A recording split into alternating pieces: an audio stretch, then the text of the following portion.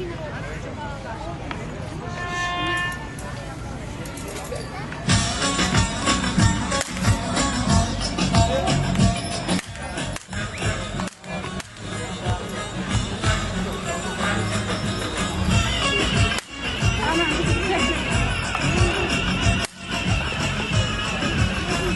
oğlum çek. Saat lira alasınlar.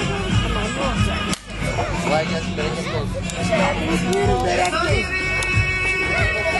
Geri Zeyra börekli. Benim oğlanı iyi yapar. Hı?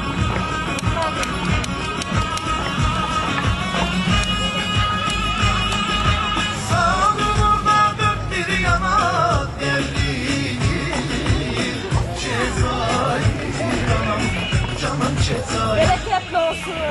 Hoş geldiniz. Hoş geldiniz. Bereketli olsun.